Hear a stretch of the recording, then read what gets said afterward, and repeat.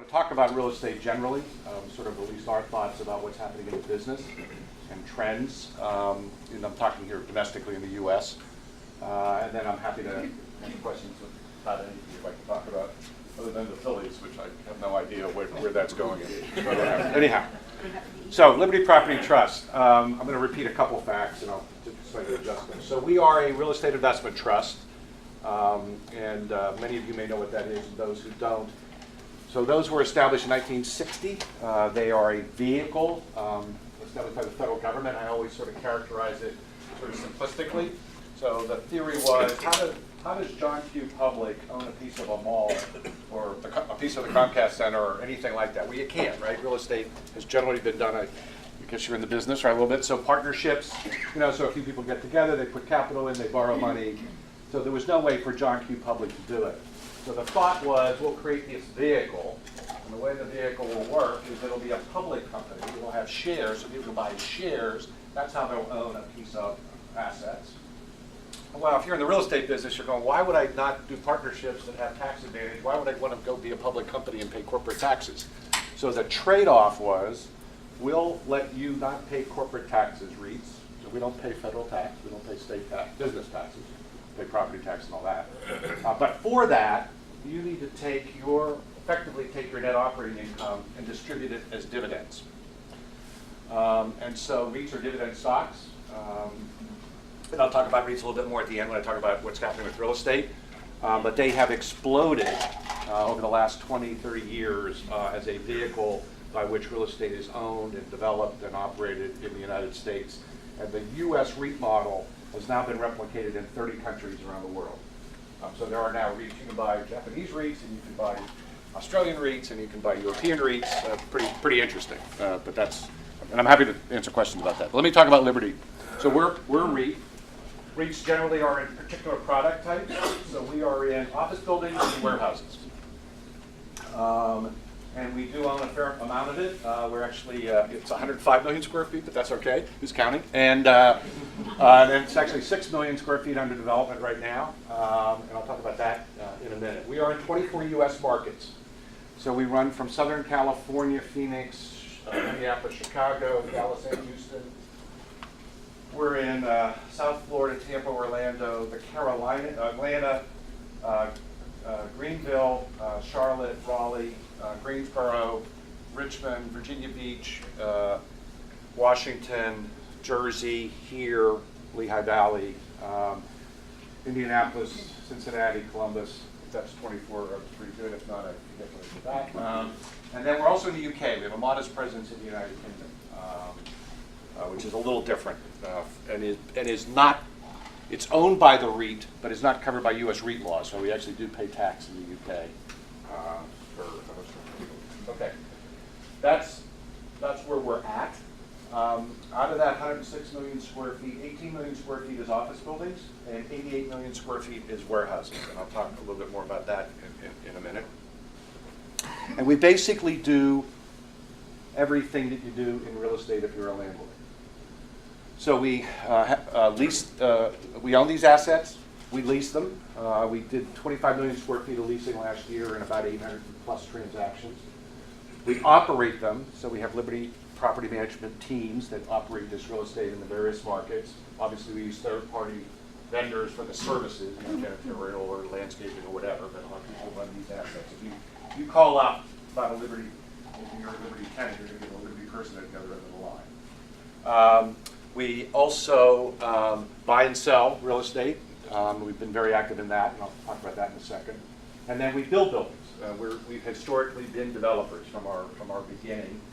Currently, we have 29 buildings under construction, representing over 6 million square feet, and representing a total value of $1.4 billion, the biggest development pipeline we've ever had in our history. There happens to be this very big building that was mentioned earlier. So this Comcast building, which I'll talk also about in a minute, is $921 million by itself. But even if you take that out, the pipeline's still about $500 million, which is a pretty large number for us in our history. Speaking about our history, sort of how did we get here? So we were founded in 1972 by Bill Rouse. And those of you who are like me and have either gray hair or less of it might remember Bill. And Bill was a Baltimorean and came here to this region. It's a great real estate story. It's a big business story. So Bill, you might have heard of the Rouse Company. There was a guy, Jim Rouse. Jim Rouse is, famous in the history of real estate in America. So Jim Rouse is the person that developed the Cherry Hill Mall and sort of started malls in America, created the Rouse Company. He did Columbia, Maryland, literally bought thousands of acres and created a town. He did Faneuil Hall, that restoration, the first festival market in America in Boston. That was Bill's uncle. Bill's dad was the chief operating officer. So I always think, visualize Bill's Thanksgiving dinners, you learned the business probably by osmosis, right, with a family like that.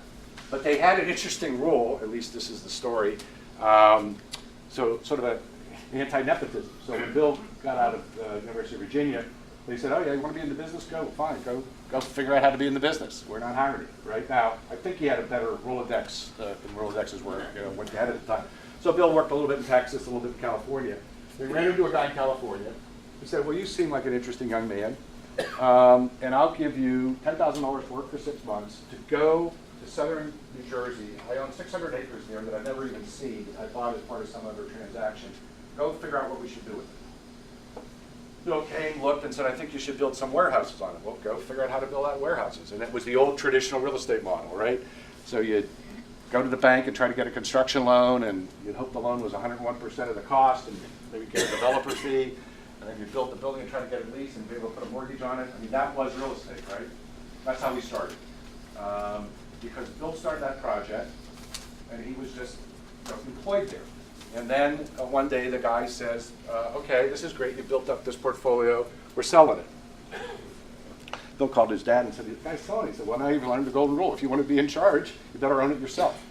So Bill took his 2% interest, which was $80,000, and started this company with 3 other guys. That's how we got started. So we started out in the development business. We started out with warehouses in Jersey. Bill quickly went out and bought real estate out on Route 202. So Great Valley Corporate Center, which is where we're headquartered, which at the time was a 2-lane road, again, for those of us who've been around long enough to remember this, and basically created the 202 corridor. Bill's the guy that came to Philadelphia and said, why are all your buildings shorter than City Hall? So Liberty Place was developed by this company. By the time our predecessors were Rouse and Associates at the time, that's what we traded as. And then we went public in 1994.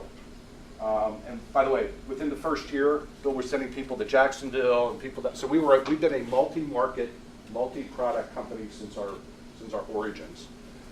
1994, we went public. By the way, tons of REITs went public that period of time. It has to deal with technicalities, not worth boring you with. To change the law and made it more attractive to be a REIT.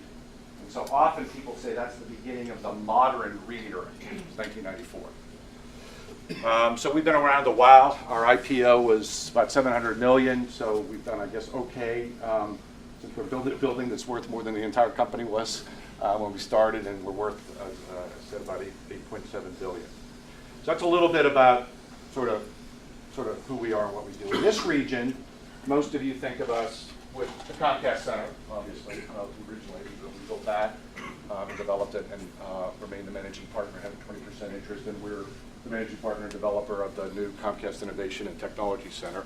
We're also the folks doing the Navy Yard project, and have built out that product down there also. So that's a little bit of just kind of the flavor of Liberty and who we are and what we've been doing over time. It gives you, I think, just give you some sense of that. In terms of how we operate financially, which is a little different than that historic model. So the way Liberty operates is we have an $800 million line. So we do not do construction loans. We just build the building and pay for the construction off the line. We have a balance sheet that's 60-40 equity and debt, and all our debt, almost all of our debt, is unsecured corporate notes. So we borrow money like GE or IBM. We don't mortgage our properties. We don't have mortgages on the assets. We do have some mortgages because we bought them with mortgages, things like that. We have some joint ventures that have mortgages, but why don't we mortgage? A couple reasons, and one is as current as yesterday. So we've been building a lot of buildings. We paid off one of our pieces of unsecured corporate debt at the beginning of March, so our line was up to $470 million. Last Thursday, we decided it looks like the market's pretty good. Let's go borrow some money. We got the teams organized. They started at 9 o'clock yesterday. By 2 o'clock yesterday afternoon, we borrowed $400 million. You can't do that the old way, right?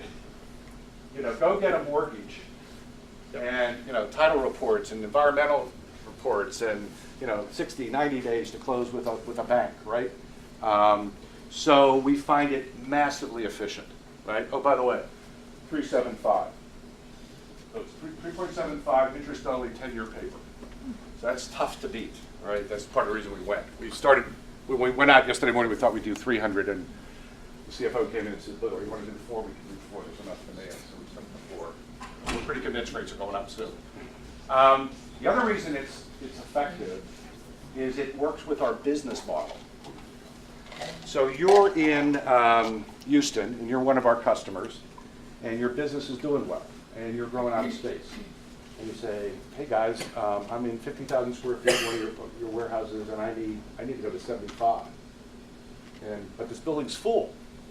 So almost all of Liberty's assets are owned in parks. We like to own multiple buildings in a single location for a host of reasons. And we'll say, well, you know, that's not a problem because we'll just put you in the building across the street, which has 75, and we'll just rip up the lease here.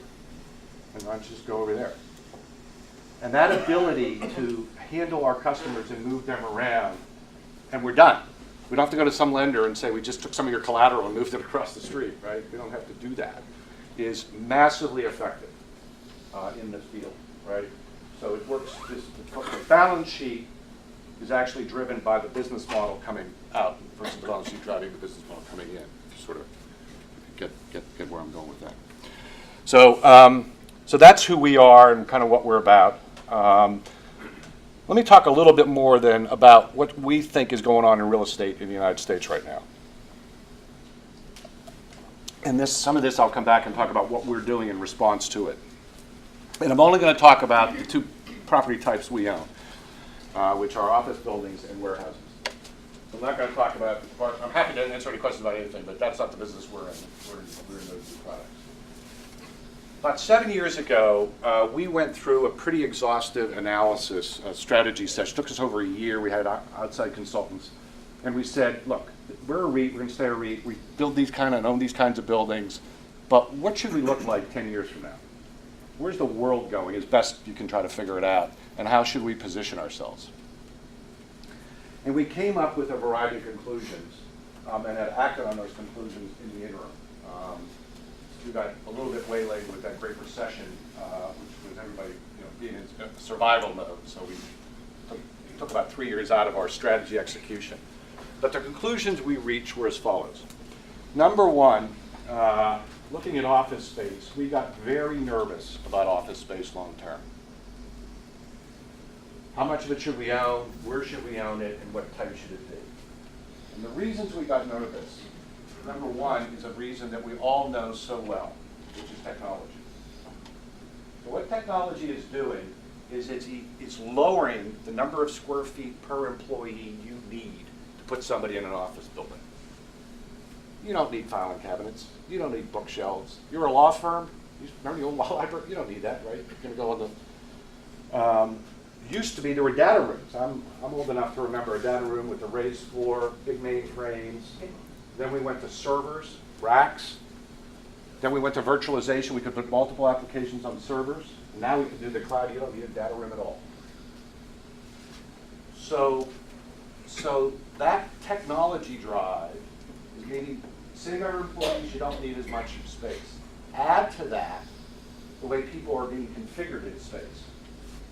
So the old model, I think the law firm is prototypical here, right?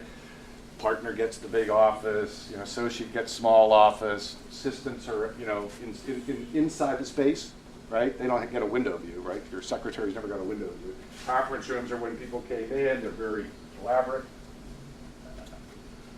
Open floor, went to cubicles. Now we go to open floor. And when you do all of that, again, you need less square feet per employee. Here is a dramatic example in this town. You only have to go a couple blocks from here, 17th and Vine, and you can go to where GlaxoSmithKline had their operation in Philadelphia. They occupied the entire One Franklin building, roughly over 600,000 square feet, and they occupied the entire building we had built across next to it, and we built the bridge across. Yeah, that was another couple 100,000 square feet. They were at 800,000 square feet paying rent. They were using about 400,000 square feet. So they'd already shrunk in terms of the number of people. We built them a brand new building at the Navy Yard. Spectacular project. It's a double platinum, by the way. So it's both the building's platinum and the interiors are platinum. This is from a normal. It's 205,000 square feet, and it houses the exact same number of people that were in the 400,000 square feet. Great for us, 15-year deal, right? At higher rents than they were paying. By the way, higher rents than they would have paid anywhere in town. They were willing to pay it to go into a brand new building. There are no file cabinets. There are no phones. There are no hardware phones. Everybody works off their laptop, Bluetooth, right? There are no assigned seats. You're assigned an area. You're finance, you go to that section. You're legal, you go to that section. There are no cubicles. It's all tables. There are no offices. Absolutely no offices. There are tables. Many of the tables elevate. You can stand and work if you want, right? Everybody gets a kind of a locker where you can store things, but you don't own a space. End of the day, there's no paper out. You want to file something, you have to make a phone call to somebody to justify why you need a file. Why isn't it digitalized? You know, why are we physically holding this document? Dramatic. Dramatic. They spent over a year putting every employee in space that looked like that we mocked up for them on one of the floors where they were to get people oriented. Because literally they were afraid people would show up in this newspaper and not even know where to go. They were afraid people wouldn't like it. If they do a posting today, every employee that works for Glassstone in the United States wants to work in that building. Emails down by 30%. Because everybody can see everybody. Just walk around and talk to everybody. You don't have to do it, right? And by the way, if you went into space, you wouldn't think you were crowded. Big food area, fitness area, rooftop green, outside Wi-Fi everywhere. So by the way, you can work anywhere, right? You're always connected. Now that's extreme, but that's one of the things that worried us, that it would start looking like that, okay? You also have firms that have thought about, wait a minute, I'm renting space for you to be there, but you're rarely here. I've heard some folks here are, accountants and insurance people and whatever, right? You're out with customers a lot. So firms are looking at hoteling. In other words, and by the way, every Big Four firm here in town, when they renewed their lease, shrunk. They sat there and said, why am I paying for everybody to have a space? You'll come, you're going to be in here today, John. You can go to, there's your place, right? It's assigned to you because they know on average, X number of people are on the road, not in the office. So hoteling's another concept. Another concept is work from home. We had about 4 FedEx call centers in our portfolio. FedEx figured out, I don't need to pay you rent for a call center. I just give somebody access to that. They can do this at home. All 4 are gone as a physical reality. So if you call FedEx to find out where your package is, you might be talking to somebody in their kitchen, right? So all of that made us scared about office space, right? And how much of it we wanted and where we wanted it. So we went through an effort, we've been through an effort now to massively downsize our office portfolio. We've sold 15 million square feet of office space in the last 3 or 4 years. We plan to sell another 4 or 5 million square feet of it this year.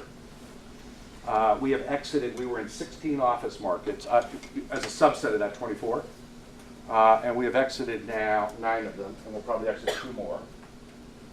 We don't want to be in what we call smaller markets. We tend to call sort of thin and narrow. So these are small. Milwaukee we got out of, Richmond we got out of, Greensboro, Jacksonville. Great towns to live in, whatever. But they don't have big office markets. If a single guy leaves the market with 200,000 square feet, it's going to take forever to fill it back up.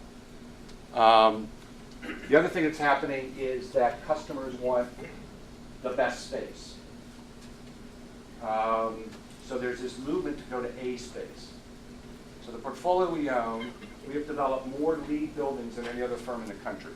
So we've done 86 LEED buildings to date.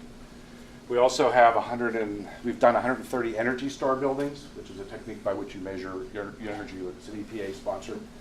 So right now, 70% of our office buildings are either LEED or Energy Star. Because we think that's what customers want. Customers want A space. And one of the reasons they want A space are employees. So probably many of us have sons and daughters who are in this generation, the millennials, right?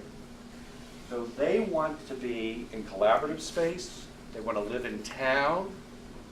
They prefer not to commute. They prefer to be in an environmentally sensitive building. And there aren't enough of them for employers.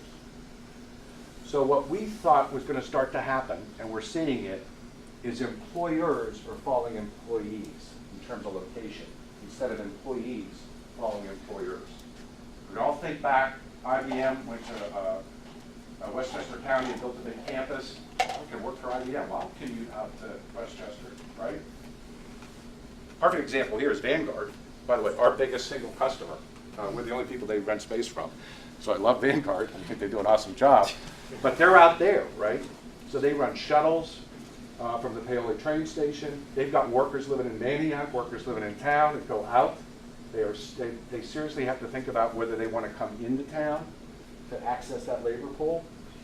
So suburban office space is challenged, B space is challenged, smaller markets are challenged. We've hopefully responded accordingly, shrunk that footprint. We're not out of the business. Obviously, we're building at the Navy Yard, we're building Comcast. We have a terrific project so we're in Phoenix. We have a terrific project in Phoenix where we're building brand new product. But we think the office business is going to be a business that requires more about development, new product, and that there will be functionally obsolete buildings that will struggle for reuse. Historically old office buildings, this town is a perfect example of this, terrific example of this. So we've taken all of our 20s and 30s and 40s office buildings and we've converted them into apartments and hotels. Part of the reason is they lay out perfect for it. They're double barrel they needed natural light, right? So they were narrow footplates. They were double barrel corridors and they're easy to convert. A building like this is a rectangle or a square. It's a more modern building. But this building doesn't jump out at you and say, I want to be an apartment building or I want to be a hotel. So the day these buildings don't function as office buildings or have a demand for them, I think they will struggle for reuse. That's what's happened in the one Franklin. Go back to Blackstone. That building has been empty since they left, and they're now trying to figure out whether it should be a hotel or apartment building. What am I going to do with it? Right? We sold our building that we leased to a school, not to an office user. The other side of this was about industrial buildings, warehouses. And we've been in this business a long time, and we looked at where that's going and what should we do in response to that. And we reached an entirely different conclusion. And the conclusion we reached was that that's a business that's going to grow over time. So there's a simple reason, which is population growth. So we did an analysis, and for every person in every metro, you need about 50 to 60 square feet of warehouse space. Stunningly consistent. Just for all the stuff, right? Where are these paper plates coming from? Where's Coach storing those? When you go to your office, where's the paper pad coming from? When you go to CVS, where do they get their supplies? Just think about all the stuff that has to be somewhere to every day have this region work. So as long as the population grows, it actually has a higher correlation than employment. There'll be a need for more warehouses. That was one. Secondly was a change in distribution patterns. So big companies are very smart about inventory. You all know this, right? Inventory is a cost. So you'd love to decrease your inventory. Logistics and distribution is a cost, so you're trying to squeeze down your supply chain.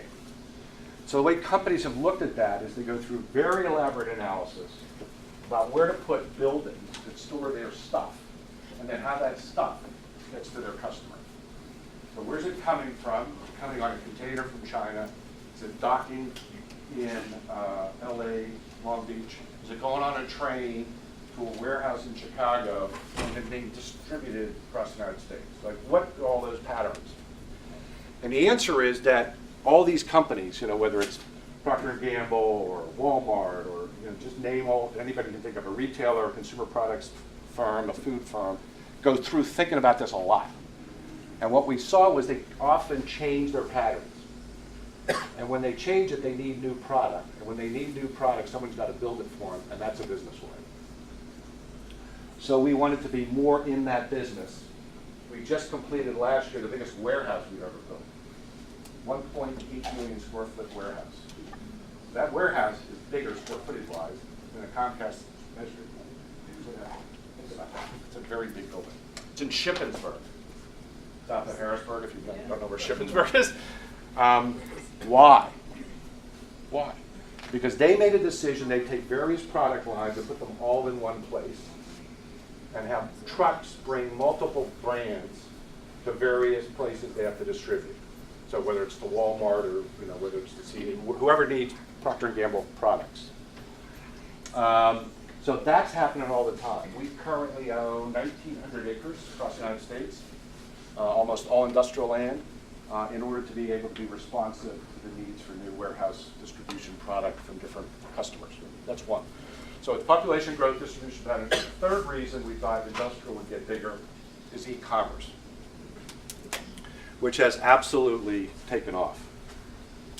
So, we're all home at night, we're at the computer, you're a runner, you want some new sneakers, you want a new jersey, you want a new cap or whatever, you're gonna order your 3 things and push the button at 10 o'clock and you want it tomorrow morning, you want it from FedEx so I can run tomorrow night, right? That's what you want.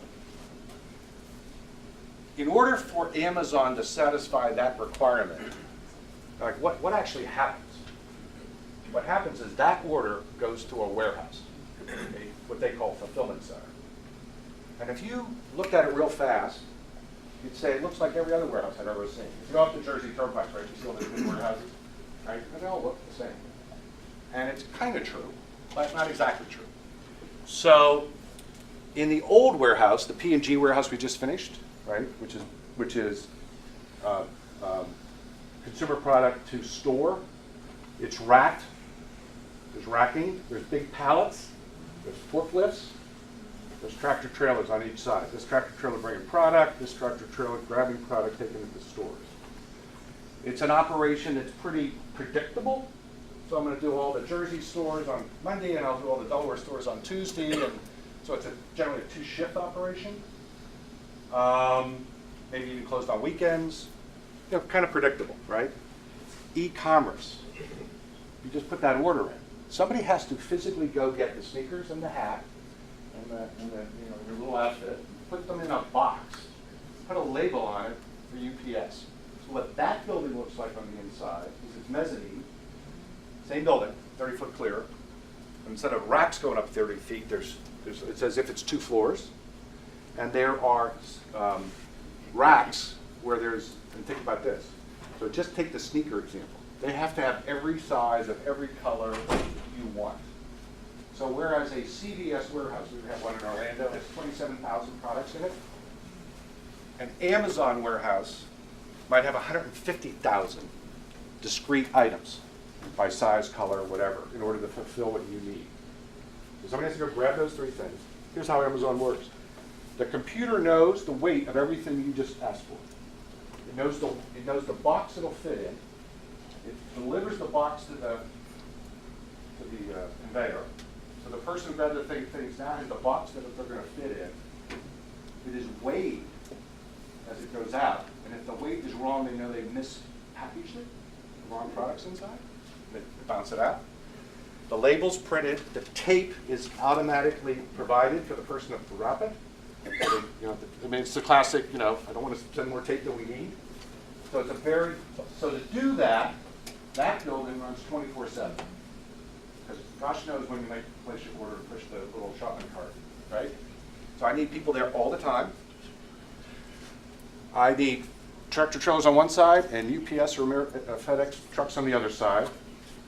I need employees. I need lots of employees. Between Thanksgiving and the end of the year, I need 3 times the employees I have any other time of the year. So I need a big parking lot, and I need to be near those workers. And those workers tend to be, that's a kind of a part-time job, and what that job pays, you're going to drive them more than half an hour. He's not going to commute an hour for a part-time job at Amazon. So those buildings are creating a parallel system of distribution in America. So I've got the stores are distributed one way and e-commerce is another way. For us at the moment, that's great because everybody needs, you can ask the question later, what happens if all the stores go away and those first sets of warehouses become surplus? That's an interesting question. But for the next 10 years, we think we're okay.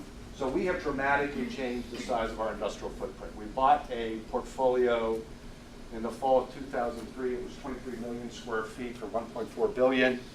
That's what got us into Southern California, Dallas. We weren't there before. So part of the decision we made 7 years ago where we were going to be a national industrial player, and here we are. So we were in 24 industrial markets, 8 of the top 10, 14 of the top 20. The markets we're in handle 67% of all the warehouse requirements in the United States. So we think we're in the right place. We can build off of that, double the size, triple the size of the warehouse, the amount of warehouse space we have, the company. So it gives us great growth prospects. So that's what we see happening with those two product types over time. And I'll close with sort of what's happening kind of with the space generally, and then maybe open it up. So I mentioned REITs at the beginning. So when REITs in 1994, they changed the law to make it a little bit more attractive a vehicle. The entire market cap of all REITs was about $9 billion on the New York Stock Exchange. Today, there's 260 REITs on the New York Stock Exchange worth $880 billion. Take malls, which is kind of very far. If you pay attention to Simon's up, trying to buy another REIT. So number 1 and 3 got together to take out number 2. It'd be interesting. Top 5 REITs in the mall space own 90% of all Class A malls in America. They've basically all been consolidated. In our space, like warehouses, all the industrial REITs, there's 8 of us, we only own 4% of the product. So what I think you're going to see is the REITs will continue to own more of it, right? When we have access to capital, we have scale, et cetera. So what's happened in real estate, and again, go back 30 years ago, it was an industry that was a little bit of a black box. Like what actually happens? How do people make deals? What do partnerships look like? So market information was hard to get. Who knew what real rents were, et cetera. So that same technology that's affecting office use is affecting the transparency of this business. So today, there's a company called CoStar, and you can find out all kinds of information about what got leased and what it got leased for and what's available and how much. You have 240 REITs every quarter giving you public information about what we rented space for, how much it cost, what we bought it for, what's it costing us to build, and that's a lot of information, right? There's a company called Real Estate Analytics. Will tell you about every sale that happened in the U.S. Real time in commercial real estate. So commercial real estate has become a much more acceptable asset class to invest in. You're not as nervous as you used to be. So pension funds, endowments, wealthy individuals are all putting money into it. There is a flow of capital to own real estate in an institutional sense that didn't exist 30 years ago. In Japan, it's a big thing. So if you're an individual, individuals invest in funds that buy U.S. REIT stocks because we produce this dividend that's much higher than any other investment vehicle they can find at the moment. So there's been inflows of Japanese retail money into the space. All of that is driving the pricing of real estate, which is, it's pretty expensive. So you're hearing incredible numbers. You probably just heard there was a Chinese insurance firm buying the Waldorf Astoria at over $1,000 a square foot. And those are pretty impressive numbers. You want to buy a warehouse in Southern California, fully leased, good Amazon 10-year credit. Folks know what a cap rate is. Cap rate is income in the numerator, purchase price in the denominator. Low cap rate, very high price. That'll go for a 4.5 cap. It's like mind-boggling. These are the highest prices paid for this kind of real estate in anybody's kind of memory, right? And part of it is it's solid, it's a solid asset. I own it, it's cash, it feels good. But part of it is that the asset class has matured and is viewed as an absolutely safe bet, right? Some of this capital, by the way, is exiting places of instability. right? Rule of law matters. So if you're in property, right, I actually know that I can enforce my lease, I can enforce my ownership, et cetera. So we just think it's a kind of a great time to be a REIT. It's a great time to be in this business. Economy's pretty decent.